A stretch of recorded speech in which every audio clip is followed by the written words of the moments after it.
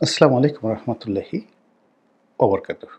সম্মানিত দর্শক, অনেকগুলো জাতীয় সমস্যা ৫০ বছরেরও অধিক সময় ধরে আমাদেরকে তাড়া করছে। আর এ সকল সমস্যাগুলো তৈরি হওয়ার যে প্রেক্ষাপট, সেটা ক্ষেত্র বিশেষে ৫০০ বছরের পুরনো। যেমন ধরুন, শেখ হাসিনাই বারবার বলে গেছেন তার জমানাতে যে পার্বত্য চট্টগ্রাম, কক্সবাজার এবং ভারতের কিছু অংশ এবং মায়ানমারের বিরাট একটি অংশ নিয়ে একটি নতুন রাষ্ট্র, জুমল্যান্ড, এটি গঠন করার জন্য একটা বিশেষ গ্রুপ তৎপর, এবং তারা তাদের যে অপতৎপরতা দেশের ভিতরেও চালাচ্ছে, দেশের বাইরেও চালাচ্ছে, এবং বিষয়গুলো স্পর্শকাতর হওয়ার কারণে আমাদের সামরিক বাহিনী অনেক ক্ষেত্রে অনেক বিরূপ পরিস্থিতির শিকার হয়েছে নেদের দ্বারা, এমনকি সরকারি অফিস আদালত ওই এলাকাতে। কিন্তু তারা এই জিনিসগুলো জনসম্মুখে প্রকাশ্যে কখনো আনেননি। কিন্তু সমস্যাটা আছে। স্বাধীন জুমল্যান্ড আজকে নয়, অনেক আগের থেকে। আর পাহাড়ি বাঙালি সমস্যা, এটা তো পাহাড়ে অনবরত চলছে। আবার পাহাড়ি বাঙালি সমস্যার মধ্যে শান্তি বাহিনীর যে সমস্যাটি, সেটি প্রকট আকার ধারণ করেছিল, এবং এর জন্য দীর্ঘকাল ধরে সেনাবাহিনীকে যুদ্ধ করতে হয়েছিল। এর কারণ হলো এই শান্তি বাহিনী সন্তু লারমার নেতৃত্বে তারা ভারতে আশ্রয় নিয়ে ভারত থেকে যে লজিস্টিক সাপোর্ট পেয়েছিলেন, তো সেই সাপোর্ট নিয়ে অল্প কয়েক হাজার বা ১,০০০ এরকম শান্তি বাহিনী পুরো আমাদের সেনাবাহিনীর একটা ডিভিশন, অন্তত ১০,০০০ সৈন্যকে, এক ডিভিশনের বেশি সৈন্যকে তারা বছরের পর বছর ব্যস্ত রাখতেন। প্রচুর ক্ষয়ক্ষতি হতো, এবং আমাদের জাতীয় বাজেটের একটা বিরাট অংশ শুধুমাত্র পাহাড়ে সেই শান্তি রক্ষার জন্য ব্যয় করা হতো। তো পরবর্তীতে এটি নিয়ে শান্তি চুক্তি হয়েছে বটে, কিন্তু পাহাড়ে শান্তি প্রতিষ্ঠিত হয়নি। এর কারণ হলো সন্তু লারমাদের যে গ্রুপ, তাদের যে চাওয়া পাওয়া ছিল, এটি হয়নি। অর্থাৎ ১৯৯৬ সনে শেখ হাসিনা সরকারের সময়টিতে যে কমিটমেন্ট ছিল, যেটা পরবর্তী সরকার, বিএনপি সরকার আসার পর সেই কমিটমেন্টগুলো বাস্তবায়ন হয়নি। আর পরবর্তীতে দেখা গেল শান্তি বাহিনীর সঙ্গে অন্যান্য পাহাড়ি সংগঠনের যে দূরত্ব এবং বিভক্তি, এর কারণে কি হলো যে শেখ হাসিনা সরকার আবার ২০০৮ সনের নির্বাচনে এসেও শান্তি বাহিনীর সঙ্গে আর নেগোসিয়েশন করতে পারেননি। এর কারণ হলো তারা আগের সেই সাংগঠনিক পর্যায়ে যেতে পারেনি। ওখানে আরও অনেক ছোট ছোট সংগঠন গড়ে উঠেছে, ফলে পাহাড়ের যে শান্তি, এটা এখনো পর্যন্ত অধরা রয়ে গেছে। এরপর যেটি হচ্ছে সেটি হলো ভারত বাংলাদেশকে সিকিম বানানোর চেষ্টা করছে, কিংবা হায়দরাবাদ বানানোর জন্য বাংলাদেশ দখল করতে সৈন্যবাহিনী পাঠাচ্ছে। এটি আজকের অপপ্রচার নয় বা আজকের প্রচার নয়, এটি পাকিস্তান জামানাতেও ছিল, সিন্স 1950। ১৯৫০ সন থেকে এই কথাগুলো চলছে যে এই আজ দখল করলো ভারত, কাল দখল করলো ভারত। এবং ভারতের সেই যে মনোভাব, সেই মনোভাবের কারণে পাকিস্তানও সম্ভবত ভারতের কাছে আত্মসমর্পণ করার জন্য উদ্গ্রীব ছিল। এর কারণ হলো তারা এটাকে একটা সেকেন্ড অপশন হিসেবে তারা বাংলাদেশকে ব্যবহার করেছে। এই কারণে এখানের যে সামরিক শক্তি, এখানকার যে লজিস্টিক সাপোর্ট, সার্বিক উন্নয়ন, এই জিনিসগুলো নিয়ে ব্যাপকভাবে পাকিস্তান সরকার কাজ করেনি। ফলে ১৯৬৫ সনের ভারত এবং পাকিস্তান যুদ্ধের সময়টিতে এই পূর্ববঙ্গ এতটা অরক্ষিত ছিল যে যদি কয়েক হাজার ভারতীয় সৈন্য বাংলাদেশে তখন ওই মুহূর্তে প্রবেশ করতো, বাংলাদেশ কিন্তু তারা দখল করে নিতে পারত। তো কেন করেনি, কি করেনি, সেটি আমরা এখনো বলতে পারবো না। তবে বাংলাদেশকে নিয়ে আগরতলা সেই ষড়যন্ত্র মামলা, বাংলাদেশকে নিয়ে সিকিম ডক্ট্রিন চালু করার জন্য একজন সেই লেন্দুফ দর্জি বাংলাদেশের মাটিতে তৈরি করবে ভারত, এরকম প্রচার আমরা স্বাধীনতার পর থেকে বহুবার শুনে এসেছি। এবং বিশেষ করে সেই গত 15টি বছরে মূলত শেখ হাসিনাকে সবাই আড়ালে আবডালে সেই লেন্দুফ দর্জি বলেই অভিহিত করতেন। তো লেন্দুফ দর্জির যে কর্ম, সেটা হলো তিনি প্রথমে জনগণের বিশ্বাস স্থাপন করেছেন, তারপরে বিশ্বাস অর্জন করেছেন।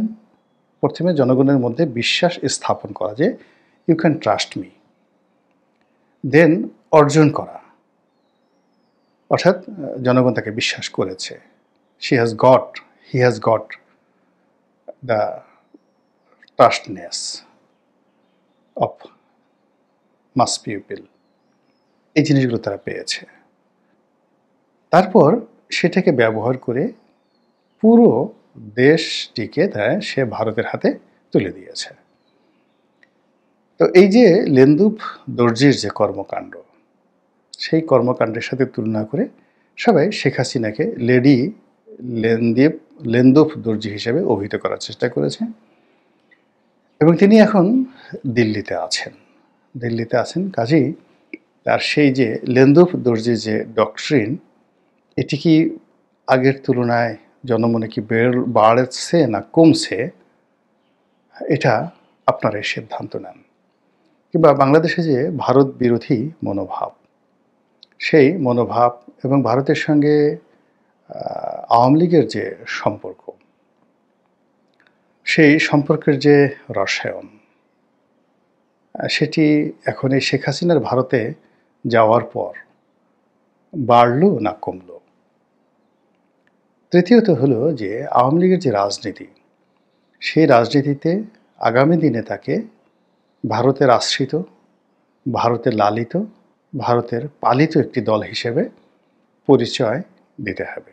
এর কারণ হলো 1971 সনে আওয়ামী লীগের নেতৃত্বে যে মুক্তিযুদ্ধ হয়েছে, সেখানে আওয়ামী লীগের সবাই ভারতে এভাবে পালিয়ে গিয়েছিলেন, আশ্রয় নিয়েছিলেন, ট্রেনিং নিয়েছিলেন।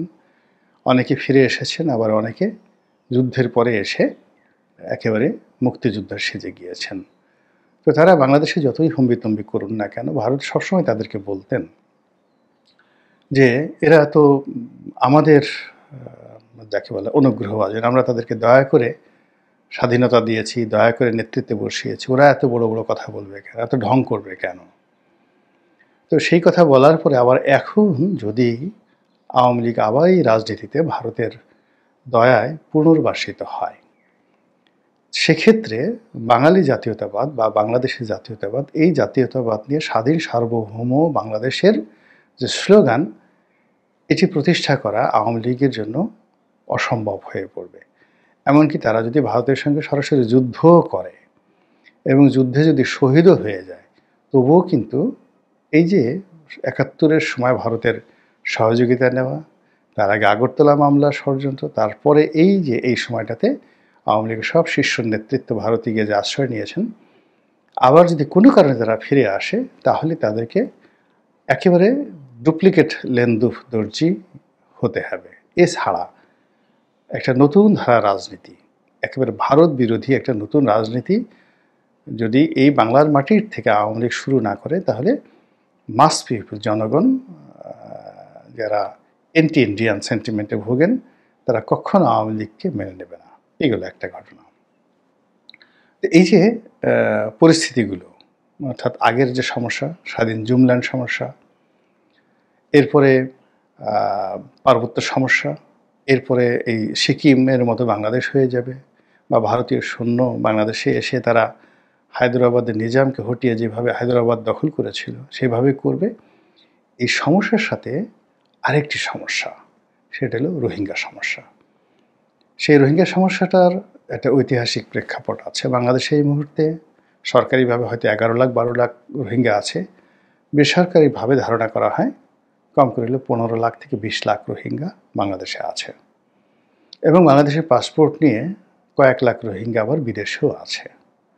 এখন এই যে জনগোষ্ঠী যারা রোহিঙ্গা, তাদেরকে যদি আপনি বাংলাদেশের প্রধানমন্ত্রীও বানিয়ে দেন, তারা শুধু বারবার ওই রোহিঙ্গার বাইরে আর যেতে পারবে না। আমি সৌদি আরবে অনেক রোহিঙ্গাকে দেখেছি, যারা ২০ বছর যাবৎ সৌদি আরবে আছেন বাংলাদেশের পাসপোর্টে, বাংলাদেশি পরিচয়ে।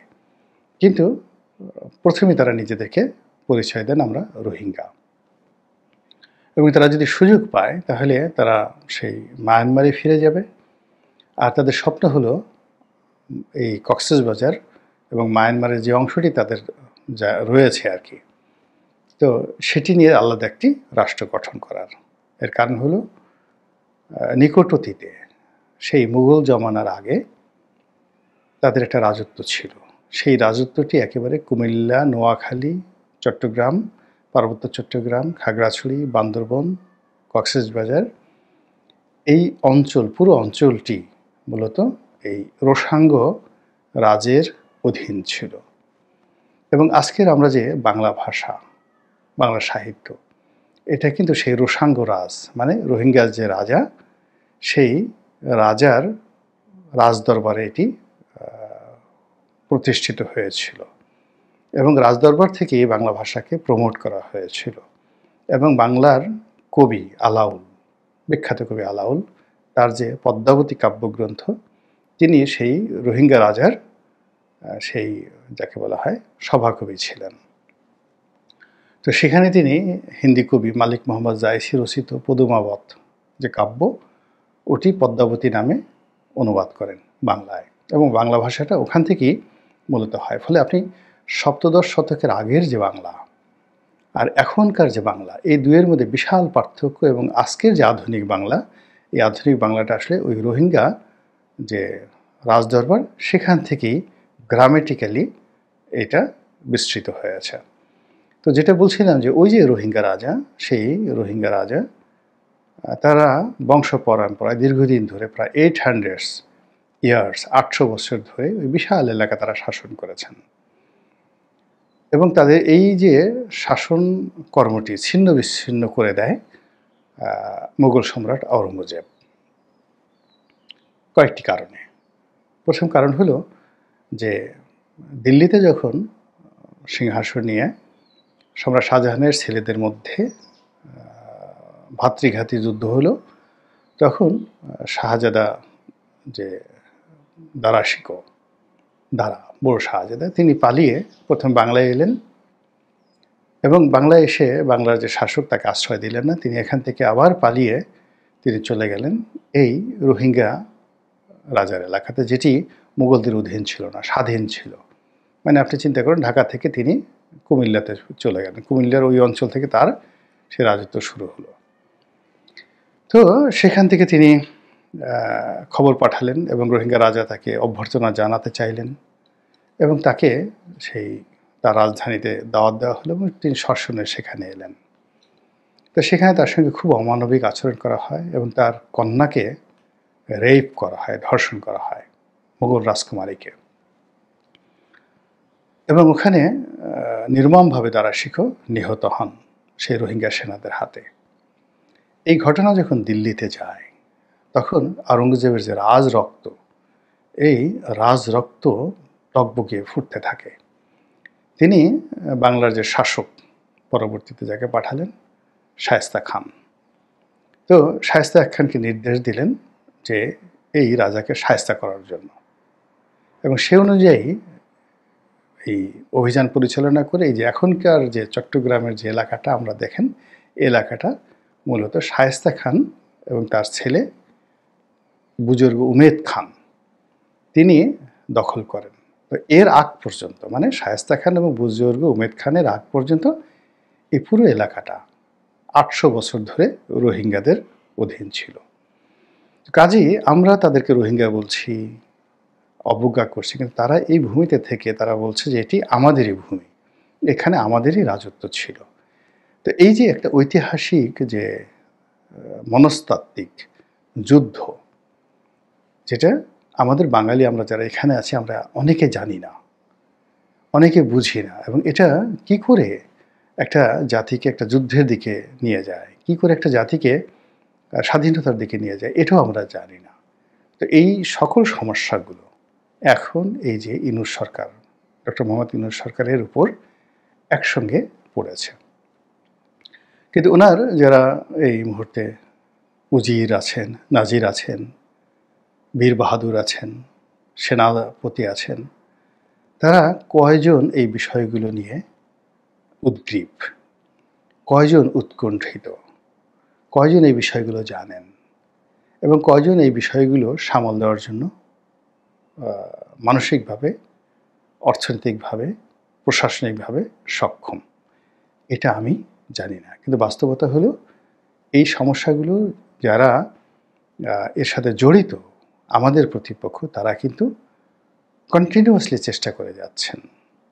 কিন্তু আমরা যদি এই যে আমাদের এখন যে দুর্বলতম একটি সরকার চলছে, দুর্বলতম একটি সময় চলছে, এই সময়টিতে জাতিগতভাবে ঐক্যবদ্ধ না থাকি, তাহলে এই যে সমস্যাগুলো বললাম, এর যে কোনো একটাও যদি ঘটে, তাহলে আমাদের এই মানচিত্র কিভাবে থাকবে, জাতীয় পতাকার সম্মান কোথায় থাকবে, এই সেনাবাহিনী, এই পুলিশ বাহিনী, এই আমলাতন্ত্র, এই বিচার ব্যবস্থা, এই যে সবুজ পাসপোর্ট, এই উন্নয়ন, এই মেট্রো রেল, এই চট্টগ্রাম বন্দর, এই কক্সবাজার সমুদ্র সৈকত, এগুলোর ভবিষ্যৎ কোথায় যাবে চিন্তা করলেই আতঙ্কে হাত পা থরথর করে কাঁপতে থাকে।